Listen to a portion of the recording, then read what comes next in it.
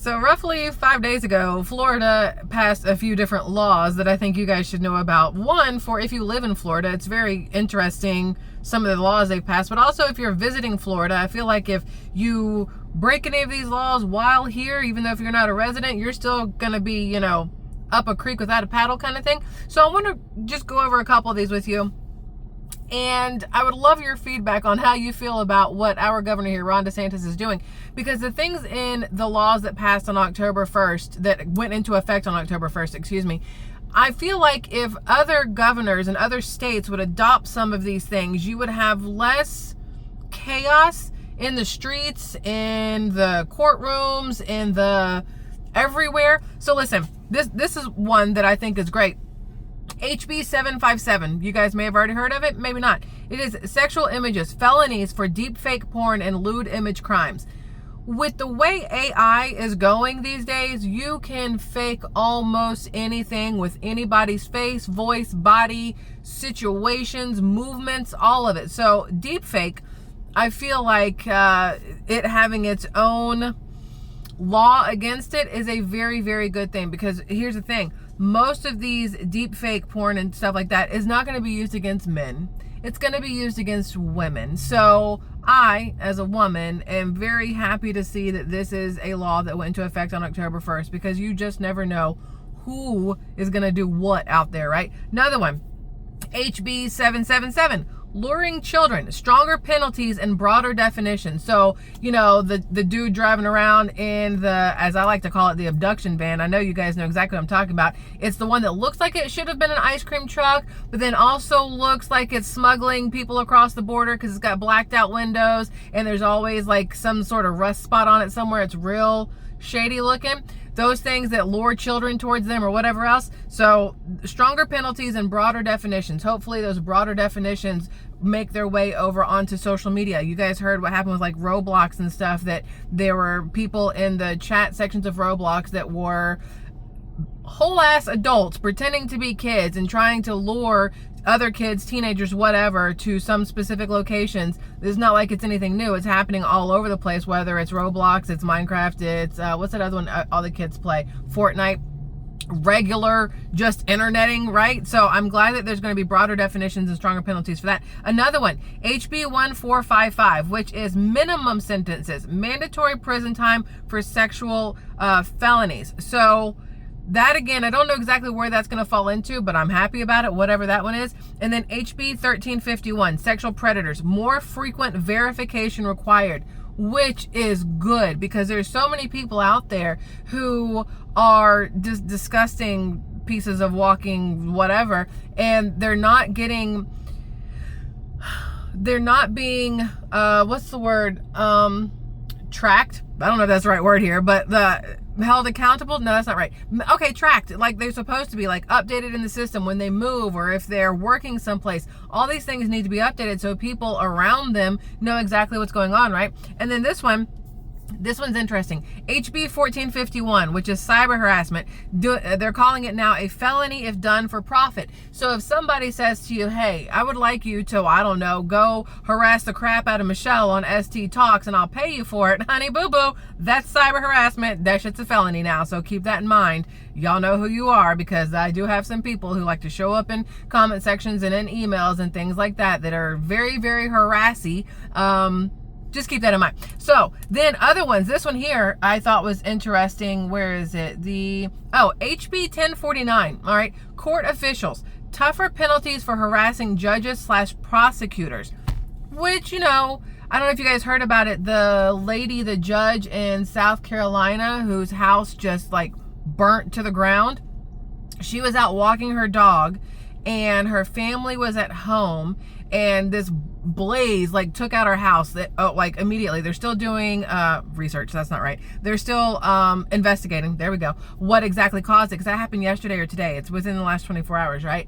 But I think her husband like jumped off a balcony or something, because they said he had broken hips and legs and all kinds of stuff. I don't remember if anybody died? I don't believe so. I did see another house fire. Unfortunately, it was a birthday party where a young girl died, and her mom was worked for the fire department and showed up to the location where it was her daughter. And I cannot even imagine the just absolute sheer agony that woman went through realizing her child was in that house. It's enough to make you kind of like want to vomit and cry all at the same time. If you know, you know. But anyway, tougher penalties for harassing judges and prosecutors, probably a great thing. But we also need to take into consideration how many judges and prosecutors are awful towards the people in their court. Also, the defendants, the plaintiffs, the everything else. I mean, they get verbally assaulted, they get harassed, they get whatever else too. So I feel like that should be like a two-way street. But that's just me. Another one here. Oh, I love this one. You're gonna love this one. SB 1804. I don't know if I'm supposed to say SB 1804, like if it really matters. I know it's not SB 1804. That sounds stupid. So we'll just go SB 1804. Human trafficking. You ready? Listen. Death penalty for trafficking vulnerable victims. I love it. I'm here for it 100%. Which is crazy. I'm fully aware, because a lot of people will say, how can you... Well, I'm still working on my...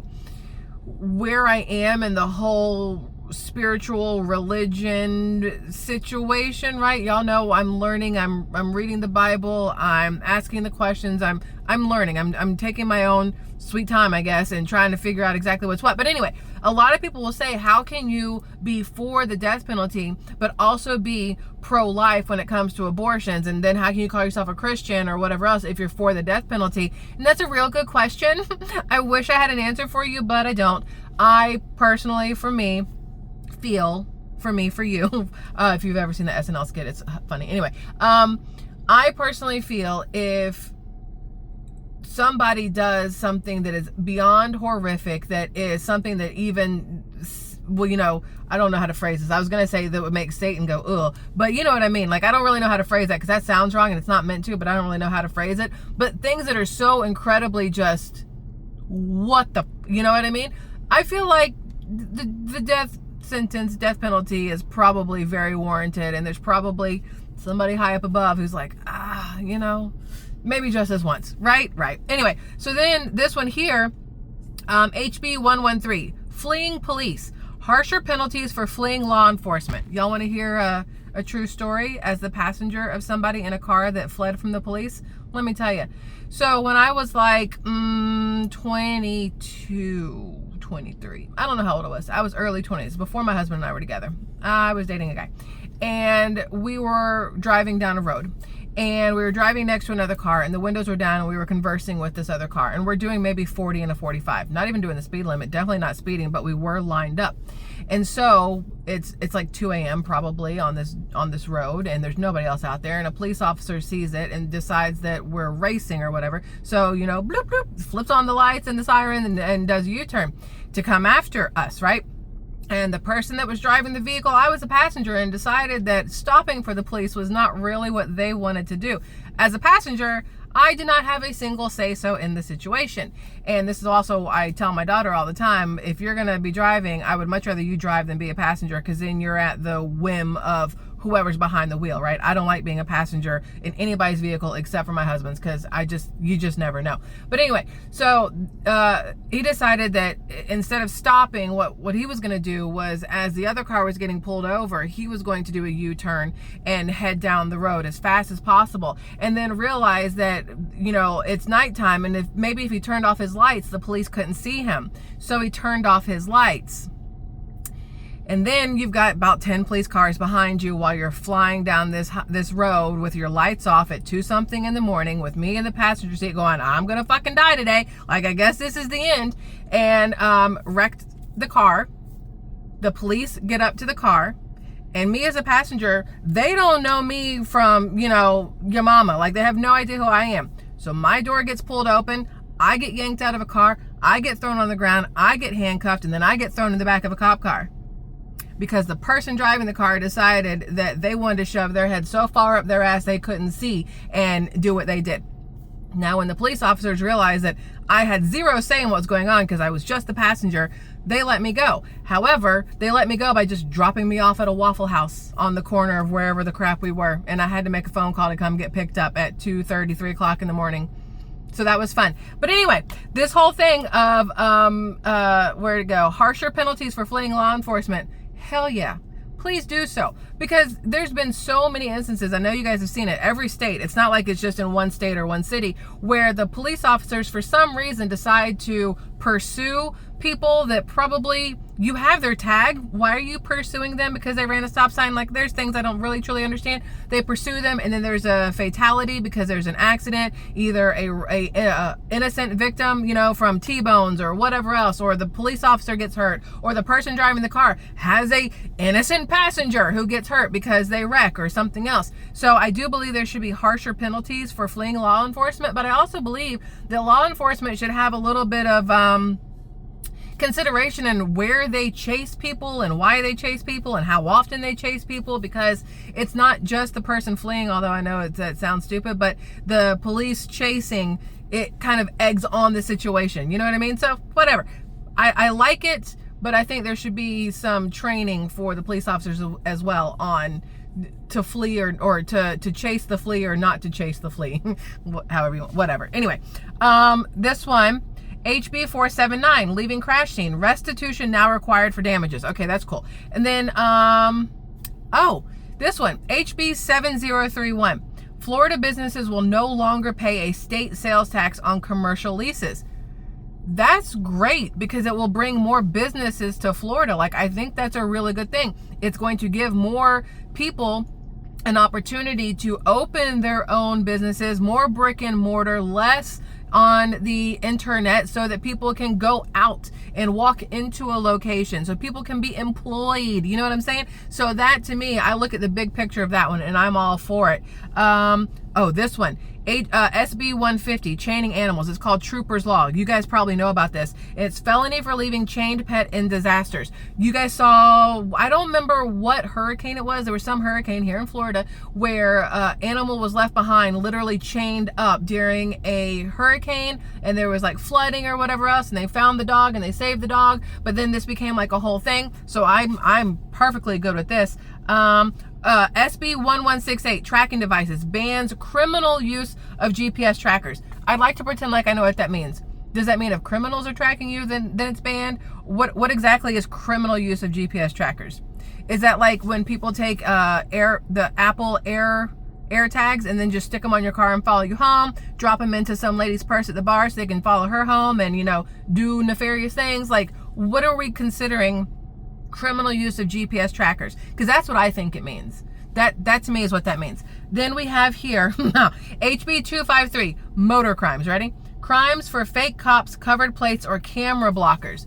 Do you know how often I see license plates that have that black, it's not black, it's like a dark gray see-through cover on it, so that at night you can't see shit, you have no idea what the tag is?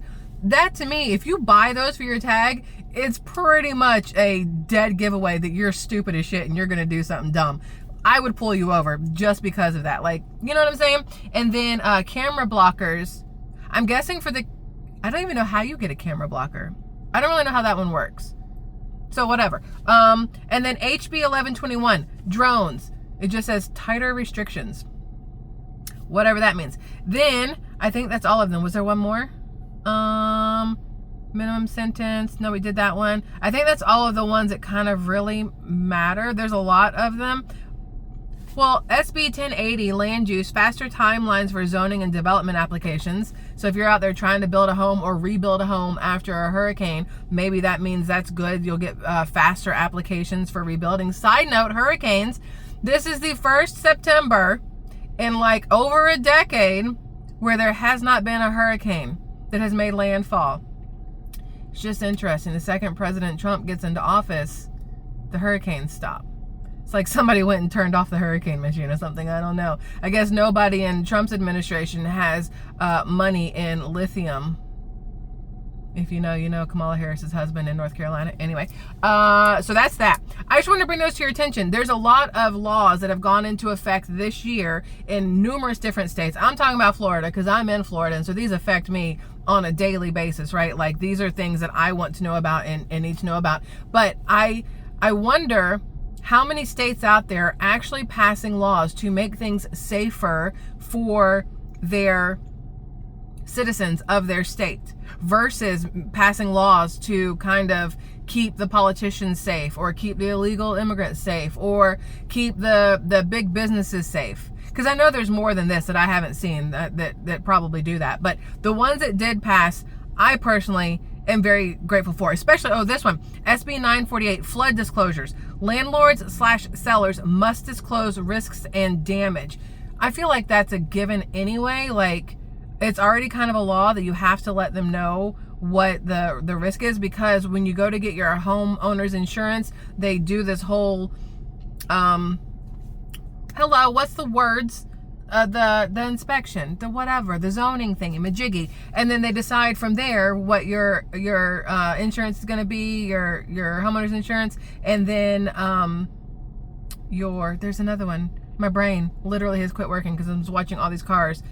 I'm at near a 4-way stop, except for only 2 places have a stop and 2 spots don't, and people don't seem to understand how this works, and it's just so many just near hits and misses, and there's people in golf carts with children in the front of it.